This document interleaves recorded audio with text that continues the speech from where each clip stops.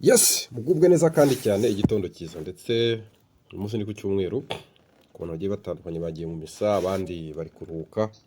Yes, ntabwo bisanzwe rero uyu munsi mu nyemerere mbaganirize gato ku kintu gishobora kuba cyaragiye kinkurura cyane nkumva ko ngomba kuba ni project nshishikaye. Ni kenshi usanga ugira gutya umuntu akakubwira project akakubwira opportunity amara kubwira opportunity noneho akakubwira ko yenda ituruka nko muri ituruka yenda Dubai cyangwa se ituruka Canada cyangwa se ituruka muri Amerika, ariko noneho wakwinjira muri ya projet ugasanga abari kuyikora benshi ntabwo ari abantu bari muri icyo gihugu.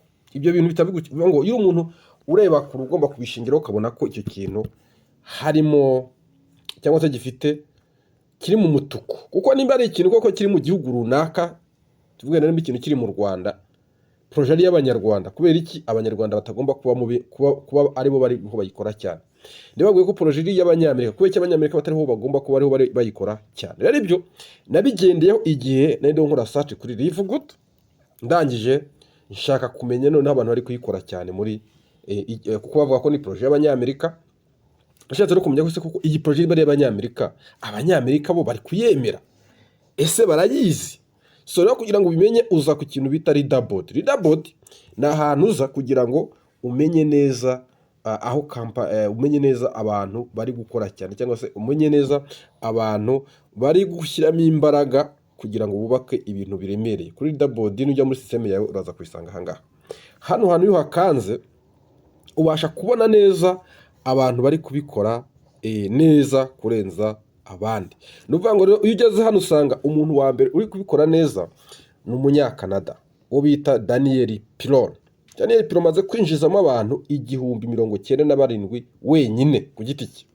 Hanyuma uwa kabiri ni umunyamerika, umunyamerika yitwa Amani. Uyu mugabo amaze kwinjiza abantu 1057. Yes, ahangano byamaye iki? Byamaye kubona neza ko nimba wa mbere ubundi nge ninjiramo muri Livegood, uwa mbere uyu mugabo ibita Amani niwe wari uwa mbere, niwe wari uwa mbere mu gufasha abantu benshi. Uwa gatatu none ari Emmanuel Kuku, sinzi nimba ari umunya Cote d'Ivoire cyangwa wari ko ndabona idarapo ryo muri Afrika, niwe muntu uri kwifasha abantu benshi.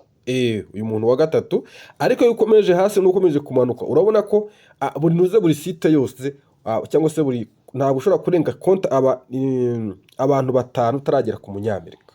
Yes, umunyamerika arakomeza akagera gute akiganza, sibyo? Mpitamo nako byanze kunze projet abanyamerika bagize gute barayishimye barayikunze, sibyo? Ibyo no bishingiro nkavuga nti Livegood nimba koko iri gukorerwa ari abanyamerika, iri gukorera abanyamerika, okay, kandi ikora abanyamerika gusa, ahubwo igashyiramo n'abandi bantu bagiye n'abandi nabo bakaziramo, ariko ubona ko abanyamerika bagize gute bakunze projet. Ndavuga ni igihe cyo gukorana ni project mu by'ukuri Livegood, ntarebye ku ruhande, ntagize ikindi kintu kindi uretse kugira gute kuhaguruka kashyira imbaraga muri project, nanjye nkagira gute nanjye nkayikora. Iro byarafashije cyane gukora uko harimo project menshi cyane twagiye duhura nawe ugashanga arabwira ngo akomoka ahangaha, ariko rero ugasanga n'ubundi icyo gihugu bavuga ngo iturukamo ugasanga ntabwo abene gihugu bayizi, wanabaza akabwira ko bitagize gute ko bidahari. Ariko uyu munsi Livegood project amahirwe adasanzwe ku bantu benshi bagiye batandukanye.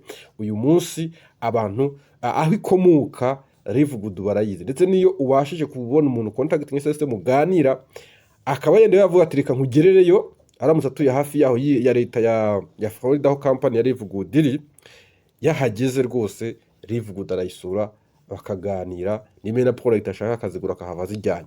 So rero ni ikintu gikomeye cyane mu by'ukuri, mbona ko nimba bishobora ko abanyamerika bakomeje kuyikunda cyane no kuyitaho, umuntu ureba kurashobora ko yabyegera agakora ni project idasanzwe, ubu wese ashobora kuba yakwinjiramo agakora amafaranga menshi kandi cyane. So ngibyo ngira ngo mbaganirize to all three are getting it working together, nothing will be impossible guys. I love you so much. Happy Sunday.